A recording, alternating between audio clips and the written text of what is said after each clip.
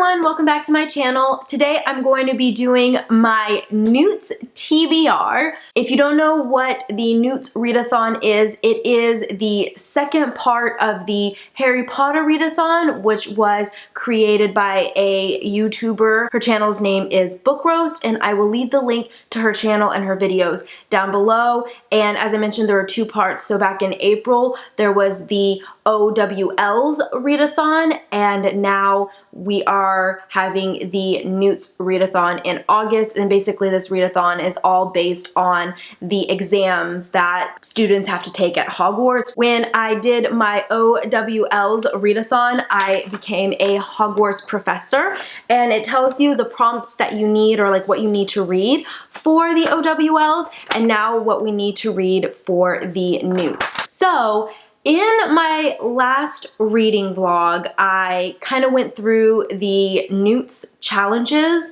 for Hogwarts Professor, and apparently I didn't understand that if you have to get an O in a subject, that means you have to also read a book for A and a book for the score E. So there are a lot more books to read that I was expecting. So we'll see how that goes with August, especially since I've been in a really weird reading funk lately. But hopefully right now we're currently in the middle of the reading rush, so hopefully that'll kind of get me out of it and I can do really well in August. All right, so let's jump into the books that I want to read during the NEWTs Readathon. So the first is an O in the subject that I wish to teach. I chose Transfiguration.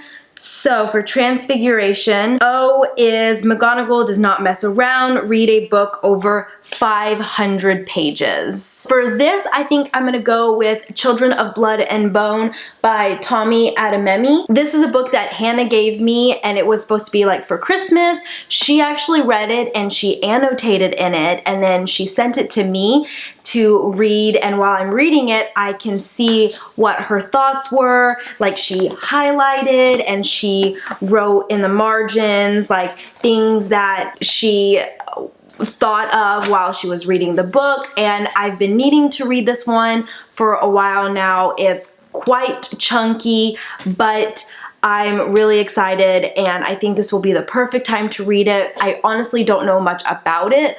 All I know is that I think it's a high fantasy book. That's all I know, to be honest. But I believe Hannah rated it a 5 out of 5 stars.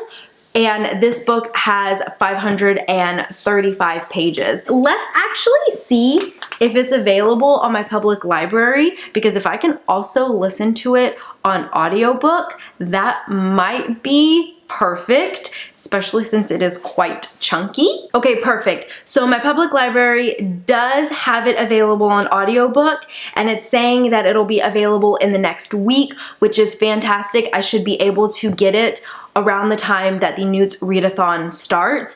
Oh shoot, no, I just realized I can't listen to it on audiobook, because then I'm gonna miss what Hannah was saying. You know what, maybe what I'll do is listen along.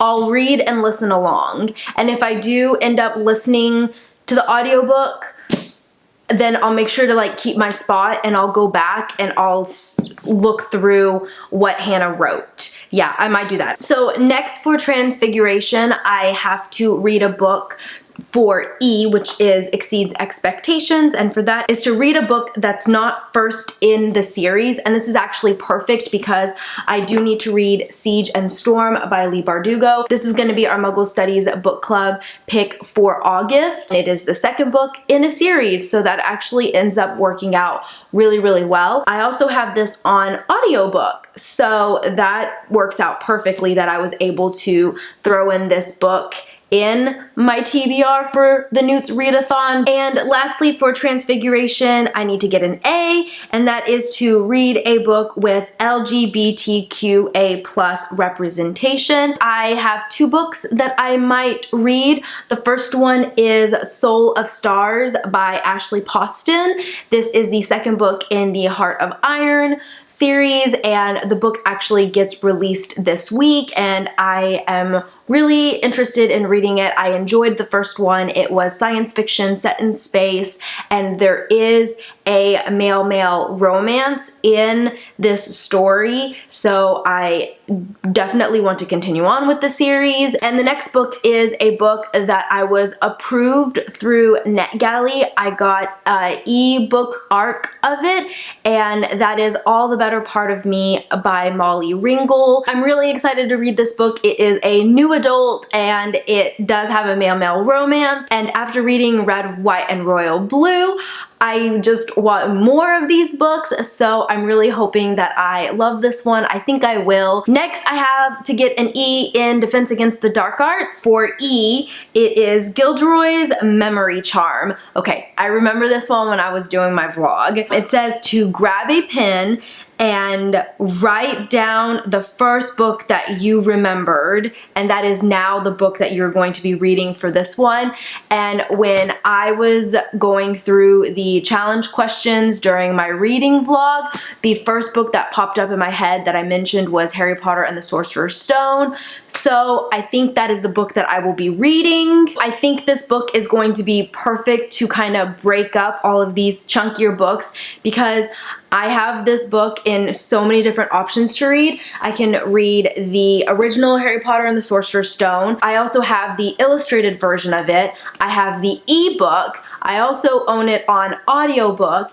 And I have the Harry Potter and the Philosopher's Stone, which I've actually never read. So maybe this will be time to read the Philosopher's Stone and see how different they are. And then for A, I have to read a book that's Black Under the Dusk Jacket. I'm currently wanting to reread the Throne of Glass series, so the second book in the series is Crown of Midnight, and it does have Black Under the Dusk Jacket.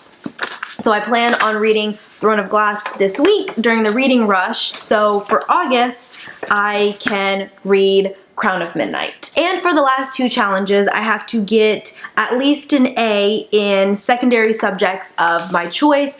And for these, I'm going to do graphic novels because I have quite a massive TBR. For Muggle Studies, I can pick a book that has an actual photo element, including like a person, an item, or a place. So for this, I think I might read iZombie by Chris Robertson and Michael Allred. I watched the TV show and I really enjoyed it, and I love the premise of it, so I'm curious to read the graphic novel and see if I enjoy it. It's about a girl who teams up with the police to discover murders, because when she eats someone's brain, she has flashes of what the person went through. So I think this one would be a really good one. I kind of like crime graphic novels. Another option I have is Big Mushy Happy Lump by Sarah Anderson. I read her Adulthood is a Myth and I really enjoyed it. I thought it was hilarious. So this is another option, and this one I can use as the challenge to read a cover that is white and that is for divination. I'm also thinking of possibly reading Snot Girl by Brian Lee O'Malley, and this can go for Ancient Runes, which is to read a book recommended by a friend. Hannah absolutely loves this graphic novel, so I could potentially read this one as well. So that is my tentative TBR for the NEWTs Readathon. I'm sure I'm probably gonna end up changing my mind throughout the month because this readathon is a whole month long, and Dewey's Reverse-a-thon is also happening at the beginning of August,